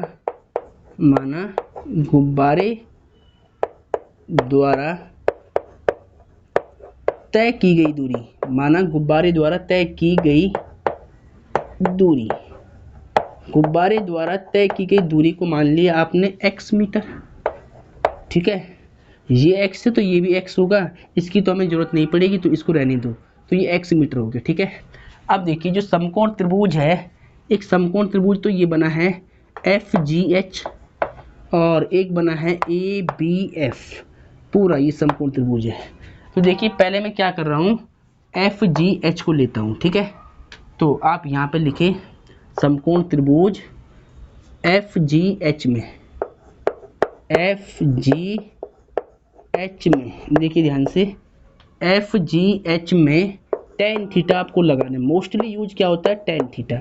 tan का सूत्र कितना होता है, लंब बटे आधार। कितना होता है, लंब बटे आधार। ठीक है, tan बिल्कुल सेम। थीटा कितना होगा, FGH के लिए एंगल थीटा देखिए पूरा है, ये एंगल पूरा कितना है 60 था 60, तो थीटा की वैल्यू 60 हो जाएगी। और लंब कितना होगा FGH के लिए, ये लंब है GH, तो GH लंब हो गया। और आधार कितना है GF, तो अपॉन में GF। अब यहाँ से एक बात और समझ ले पहले, देखिए ये दूरी आपने निकाल लिया है, AB कितना था 87, तो ये भी कितना होगा, GH भी कितना होगा 87 मीटर। ये आपस में समांतर है ना, ये दूरी तो बराबर होगी आपस में, तो ये 87 है तो ये भी 87 हो जाएगा इतना, यानी GH 87 हो गया। tan 60 कितना होता है √3, GH कितना है, GH है 87, तो यहाँ पर 87 रख लो आप। और GF कितना है, GF आपको नहीं पता, तो GF को बिल्कुल सेम रख ले आप, क्रॉस मल्टीप्लाई कर ले, तो यहाँ से कितना होगा देखिए, GF इक्वल GF √3।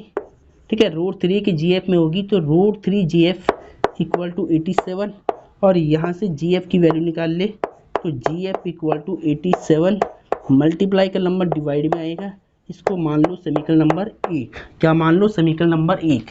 अब पुनः जो दूसरे वाला समकोण त्रिभुज है, पुनः समकोण त्रिभुज ABF में, देखिए ABF में लगा लो tan थीटा, लंब बटे आधार। क्या सूत्र होता है, लंब बटे आधार, तो थीटा कितना होगा देखिए, समकोण त्रिभुज ABF में थीटा यानी ये वाला एंगल होगा 30, ये वाला एंगल आपको दिख रहा है ना, ये वाला एंगल 30, तो थीटा की वैल्यू 30 हो जाएगी। लंब कितना होगा ABF के लिए, लंब AB, और आधार कितना होगा BF, पूरा BF। ठीक है, tan 30 का मान कितना होगा 1/√3, tan 30 का मान कितना होगा 1/√3 रख दिए यहाँ पर। और AB कितना है देखिए, AB है 87, अभी निकाला था 87, और BF कितना है, BF देखिए, BF को कैसे निकालोगे, जब BG में GF ऐड होगा तो BF मिलेगा, तो BF को हम क्या लिख सकते हैं, BG प्लस GF, ऐसे लिख सकते हैं BF को।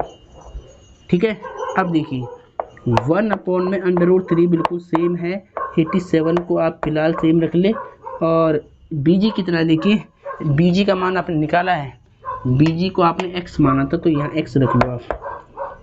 GF कितना है, GF का मान यहाँ निकाल रखा है, बाद में रखेंगे, पहले तो यहाँ पर अगर रखेंगे तो भिन्न बन जाएगी, तो पहले इसका इंटू कर देंगे, क्रॉस मल्टीप्लाई बाद में रख देंगे। ठीक है, तो GF मैंने अभी सेम रख दिया है, यहाँ पर इंटू कर दो, क्रॉस मल्टीप्लाई कर दो, तो अब यहाँ पर देखिए x प्लस जी एफ का 1 में होगा तो x प्लस जी एफ हो जाएगा, और √3 का 87 में होगा तो 87 इंटू √3। ठीक है, अब यहाँ पर जी एफ का मान समीकरण नंबर 1 से रखना है यहाँ पर, तो x बिल्कुल सेम, जी एफ का मान कितना है 87 अपॉन में √3 है, और इक्वल में कितना है 87 √3 है। ठीक है, अब देखिए ये मान आपने कहाँ से रखा, समीकरण 1 से, तो रीजन आप यहाँ लिख ले समीकरण 1 से। अब देखिए x इक्वल टू 87 √3, ये वैल्यू बाहर जाएगी तो माइनस का 87 अपॉन में √3 हो जाएगा। ठीक है, अपॉन में √3, तो इसके अपॉन में 1 मान ले नीचे, क्रॉस मल्टीप्लाई करके सॉल्व कर दे बिन को। ठीक है, अब मैं यहाँ से कर रहा हूँ, आपने नोट कर लिया होगा। देखिए ये x तो सेम रहेगा, ठीक है, 87 को अभी आप सेम रख ले, और जब √3 की √3 में होगा तो केवल 3 होगा इसका माइनस। अब 87 का 1 से करो, 87 बन जाए 87, और √3 का 1 में तो √3। ठीक है, अब x इक्वल टू 87 की इंटू करनी 3 से, तो 3 7 जा 21, यानी 3 सत्ते 21, 3 सत्ते कितना होता है 21, 21 और 2 कैरी, और 3 8 जा 24, और 2 कितना होगा 24, और 2 26, और माइनस में 87, इतना हो जाएगा अपॉन में √3। माइनस कर लो, देखिए 261 में से माइनस करना है आपको 87, तो कैसे करोगे देखिए ध्यान से, हासिल दोगे तो 11 में से 7 जाएगा तो 4 बचेगा, और यहाँ 5 आएगा। ठीक है, तो यहाँ से हासिल 15 में से 8 जाएगा तो 7, और यहाँ 1 तो 174। ठीक है, यानी 261 में से 87 को माइनस करेंगे तो 174 आएगा, अपॉन में √3 आएगा। ठीक है, अब देखिए क्रॉस मल्टीप्लाई होगी, अब इसको आपको सॉल्व करना है। देखिए अपॉन में रूट नहीं आता तो रैशनलाइज करते हैं, परिमेयकरण। तो ये कैसे होता है, जो नंबर नीचे है √3 का सिंगल नंबर है, इसी नंबर से अंश और हर में गुणा करो, ऊपर नीचे गुणा करो, ऐसे कितना होगा x इक्वल टू 174 इंटू में √3। ठीक है, √3 का जब √3 से इंटू होगा तो केवल 3 मिलेगा, स्क्वायर से रूट हट जाता है। ठीक है, कि ये सेम रूट आ रहा है तो इस नंबर का स्क्वायर बनेगा तो रूट हट जाएगा। अब 3 से कट करो, 3 एकम 3, 3 पंजे 15, 2 बचेगा 24, और 3 अट्ठी 24, तो x बराबर कितना आएगा 58 √3 मीटर, 58 √3 मीटर। ठीक है, अब देखिए इसको हटा देता हूँ पहले मैं, ये आपने नोट कर लिया होगा। ठीक है, ये आपको बिल्कुल सही से नोट कर लेना था। देखिए अब x बराबर 58 √3 आ गया, यानी जब गुब्बारा h से a पर पहुंचा है, यानी इनके बीच की जो दूरी है GB या BG, वो x की वैल्यू कितनी निकाली 58 √3 मीटर है। तो अब हम यहाँ लिखेंगे अतः गुब्बारे द्वारा तय की गई दूरी कितनी आ गई 87 √3 मीटर। तो ये आपका आंसर आ गया, सॉरी 87 नहीं 58, कितना है 58 है ना यहाँ पर, तो 58 √3 मीटर आ गया, यानी गुब्बारे द्वारा तय की गई दूरी कितनी होगी 57 √3 मीटर। 57 है 58, ठीक है 58 √3 मीटर। तो डियर स्टूडेंट, ये आपका आंसर आ गया है, इसको सही से नोट कर ले पहले एक बार, क्वेश्चन इंपॉर्टेंट है।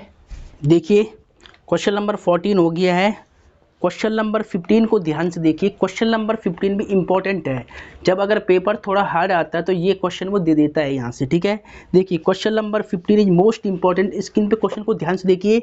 एक सीधा राजमार्ग एक मीनार के पास तक जाता है। मीनार के शिखर पर खड़ा एक आदमी एक कार को 30 डिग्री के अवनमन कोण पर देखता है, जो कि मीनार के पाद की ओर एक समान चाल से जाता है। 6 सेकंड बाद कार का अवनमन कोण 60 डिग्री हो गया है। इस बिंदु से मीनार के पाद तक पहुंचने में कार द्वारा लिया गया समय ज्ञात कीजिए। इस बिंदु से मीनार के पाद तक पहुंचने में कार द्वारा लिया गया समय ज्ञात कीजिए। एक बार क्वेश्चन को ध्यान से सुनिए कि एक सीधा राजमार्ग एक मीनार के पाद तक जाता है। मीनार के शिखर पर खड़ा एक आदमी एक कार को 30 के अवनमन कोण पर देखता है, जो कि मीनार के पाद की ओर एक समान चाल से जाता है। 6 सेकंड बाद कार का अवनमन कोण 60 डिग्री हो गया है। इस बिंदु से मीनार के पाद तक पहुंचने में कार द्वारा लिया गया समय ज्ञात कीजिए। क्वेश्चन काफ़ी इंपॉर्टेंट है, very very and most important. तो पहले लिख ले क्वेश्चन पे, क्वेश्चन नंबर 15 के ऊपर पहले आप लिख ले very very and most important, ठीक है, एग्जाम में आएगा ही आएगा। तो अब देखिए स्टेटमेंट आपने सुन लिया, अब इसका डायग्राम बनाना है। तो देखिए ध्यान से, एक सीधा राजमार्ग एक मीनार के पार तक जाता है। देखिए ध्यान से, ये एक राजमार्ग है यानी रोड है, ठीक है, एक रोड है और यहाँ एक मीनार खड़ी है, ठीक है, ये मीनार है और ये राजमार्ग है यानी रोड है, ठीक है। फिर क्या कहता है, एक सीधा राजमार्ग एक मीनार के पार तक जाता है, ठीक है। मीनार के शिखर पर खड़ा एक आदमी एक कार को 30 के अवनमन कोण पर देखता है, यानी यहाँ पर एक व्यक्ति खड़ा है मीनार पे, ठीक है, मीनार के शिखर पर खड़ा एक आदमी एक कार को 30 के अवनमन कोण पर देखता है, ठीक है, ठीक है। यहाँ पर एक व्यक्ति खड़ा है मीनार के शिखर पे यहाँ पर, और यहाँ पर मान लिया कार है, यहाँ पर कितनी है, क्या है, यहाँ पर मान लिया कार है, ये बिंदु ए, ये बिंदु बी, ये बिंदु सी, बिंदु सी पर है कार और एक बिंदु इस शिखर पे खड़ा है मीनार के, यहाँ से कार को देख रहा है, ऊपर से नीचे देखता है तो अवनमन कोण बनता है। तो यहाँ से एंगल होगा क्रिएट नीचे की ओर। तो जब यहाँ से एंगल बनेगा तो पहले यहाँ पर क्षैतिज रेखा बनानी पड़ेगी आपको, ये क्षैतिज रेखा है, इसके समांतर यहाँ पर क्या आएगी, क्षैतिज रेखा, ठीक है, ऐसे करके। तो एक व्यक्ति यहाँ पर खड़ा है मीनार के शिखर पे, एक व्यक्ति यहाँ खड़ा है, कहाँ पे, शिखर पे खड़ा है मीनार के, और यहाँ से इस कार सी को देख रहा है। मान ले यहाँ पर एक कार है सी बिंदु पर, तो जब एक व्यक्ति मीनार के शिखर से इस कार सी को देखता है, ऊपर से नीचे की ओर देख रहा है ऐसे करके, ये तो ये हमने मिला दिया। तो ये क्षैतिज रेखा और ये है दृष्टि रेखा, इनके बीच जो एंगल बना है, ये एंगल कितना है, देखिए ध्यान से, कि देखिए मीनार के शिखर पर खड़ा एक आदमी एक कार को 30 के अवनमन कोण पर देखता है, यानी यहाँ से वो इस कार को देख रहा है 30 डिग्री के अवनमन कोण पर, यहाँ से, यानी जो ये एंगल बनेगा, ये वाला एंगल कितना बनेगा, 30 डिग्री बनेगा पूरा ये एंगल, ठीक है। फिर क्या कहता है, 30 के अवनमन कोण पर देखता है जो कि मीनार के पाद की ओर एक समान चाल से जाता है। उसकी चाल क्या है, समान है, कार यहाँ पर खड़ी है और ये यहाँ पर मीनार है, तो वो यहाँ से मीनार की ओर आता है, एक समान चाल से इधर की ओर जाता है। तो मान ले पहले वो सी पर थी कार, अब सी से वो यहाँ पर आ गया, तो ये मान लो ये डी बिंदु मान लो इसको, या थोड़ा आगे मान लो, यहाँ पर मान लो डी बिंदु, ठीक है। पहले कार कहाँ पर थी, सी पर थी, अब वो एक समान चाल से मीनार की ओर आती है, इधर की साइड आती है, तो मान लिया वो अब यहाँ पर आगे डी बिंदु पर, ठीक है। पहले सी बिंदु पर कार थी, अब सी से वो आगे डी बिंदु पर, अब डी से इसका अवनमन कोण बनेगा इस शिखर का, जहाँ पर एक व्यक्ति देख रहा है कार को, पहले वो यहाँ से देख रहा था सी पर, अब वो यहाँ से देखा, अब उसने यहाँ से देखा कि कार सी से आएगी डी पर, तो जो एंगल बनेगा ना अवनमन कोण, वो कितना बनेगा, ये वाला एंगल, यानी ये एंगल तो बाद में बनेगा, पहले ये एंगल देखिए, यहाँ से देख रहा ना, तो वो ये एंगल पूरा ये बड़े वाला, ये होगी इसकी दृष्टि रेखा और ये क्षैतिज रेखा, इनके साथ में जो ये एंगल बनेगा वो कितना है, एक समान चाल से मीनार की ओर जाता है। 6 सेकंड बाद कार का अवनमन कोण 60 हो जाता है, यानी जब वो यहाँ से यहाँ तक आया ना, तो यहाँ से यहाँ तक आने में उसको लगे 6 सेकंड, कितना लगा है, 6 सेकंड लगा है। सी से डी पर आने पर कार को 6 सेकंड का समय लिया है, कार ने सी से डी बिंदु तक आने में 6 सेकंड का समय लिया है, और 6 सेकंड बाद जो इसका अवनमन कोण है ना, ये वाला जो एंगल है 6 सेकंड बाद, ये एंगल हो गया है कितना, 60 डिग्री, यानी ये पूरा कोण 60 है। अब ये 60 है तो ये भी कितना हो जाएगा 60, एक अंतर अंत्य कोण है। अब देखिए ये वाला एंगल 30 है, तो ये एंगल कितना हो जाएगा 30 डिग्री, ठीक है। तो अब आपको क्या ज्ञात करना है, ठीक है, तो आपको अब क्या ज्ञात करना, देखिए इस बिंदु से मीनार के पाद तक पहुंचने में कार द्वारा लिया गया समय ज्ञात कीजिए। किस बिंदु से, इस बिंदु डी से मीनार के पाद तक पहुंचने में, यानी ये दूरी बीडी की दूरी, ठीक है, इस बिंदु से मीनार के पाद तक पहुंचने में कार द्वारा लिया गया समय ज्ञात कीजिए, ठीक है, यानी बिंदु डी से बी तक जाने में जो समय लिया है कार ने वो आपको ज्ञात करना है, ठीक है। तो क्या कहता है, देखिए कि इस बिंदु से मीनार के पार तक पहुंचने में कार द्वारा लिया गया समय ज्ञात कीजिए। यानी बिंदु डी से बी तक आने में कार कितना समय लेगी। ठीक है, जब तक क्वेश्चन में लिखा गया है कि सी से जब डी पर आती है तो 6 सेकंड का समय लेती है, तो जब वो डी से बी तक आएगी, डी से डी तक 6 सेकंड ले रही है, तो डी से बी तक आने में वो कितना समय लेगी वो आपको ज्ञात करना है। तो हमने मान लिया कि माना डी से बी तक आने में वो वो x सेकंड का समय लेती। x को मान लिया मैंने सेकंड में ही, क्योंकि समय क्या दिया हुआ, सेकंड में दिया हुआ है। ठीक है, समय क्या दिया हुआ है, सेकंड में दिया हुआ है। देखिए यहाँ से यहाँ यानी सी से डी तक अगर वो 6 सेकंड लेती है आने में, तो डी से बी तक आने में वो कितना समय लेगी। ठीक है, यानी सी से डी तक अगर 6 सेकंड ले रही है तो डी से बी तक आने में वो कितना समय लेगी वो आपको निकालना।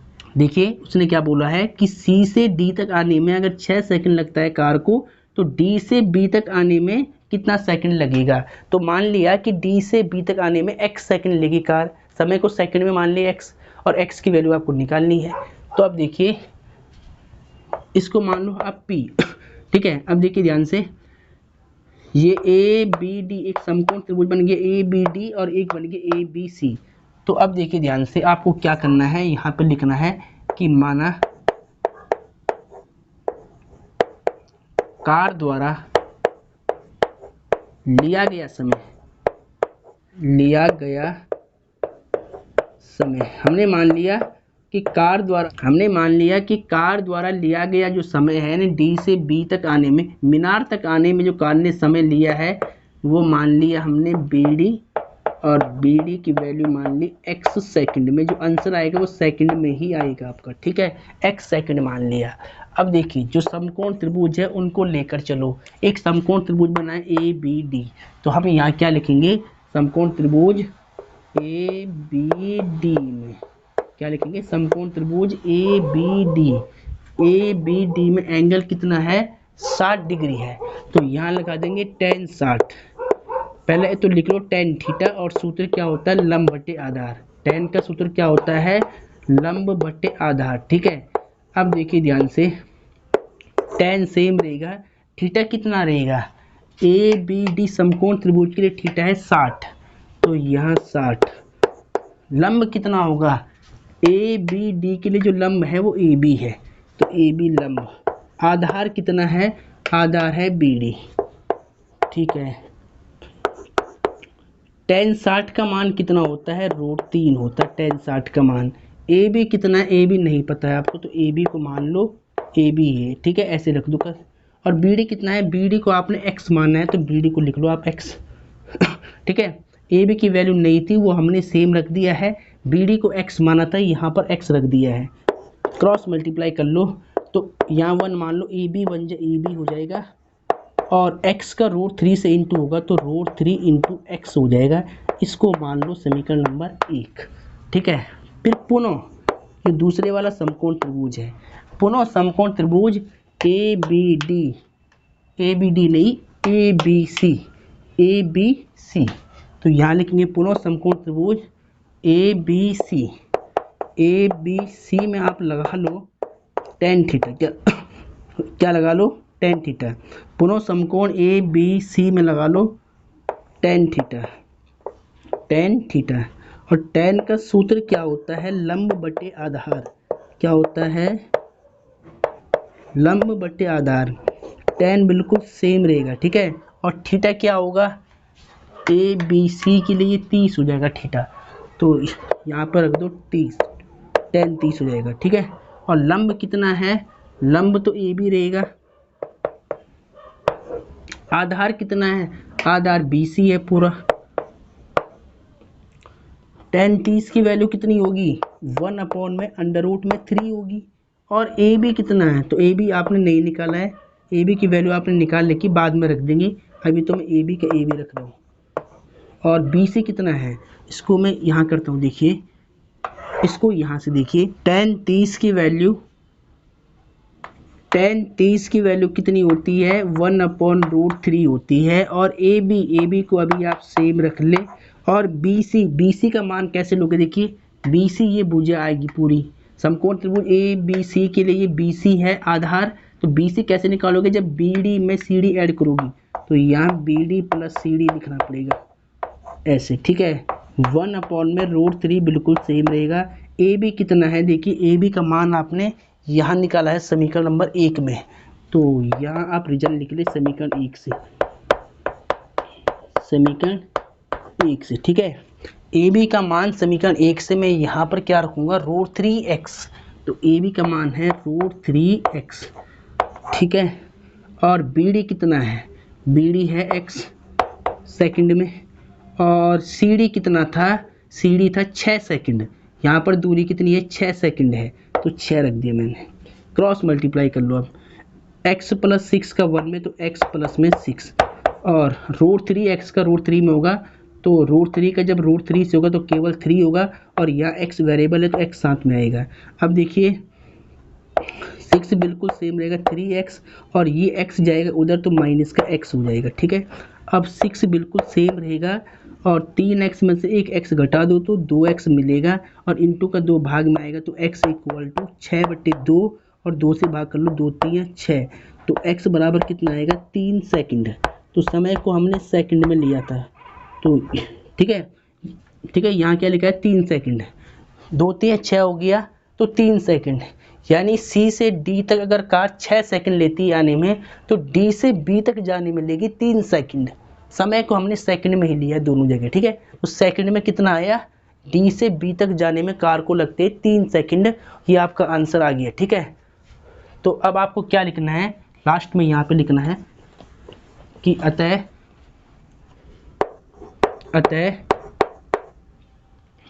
कार द्वारा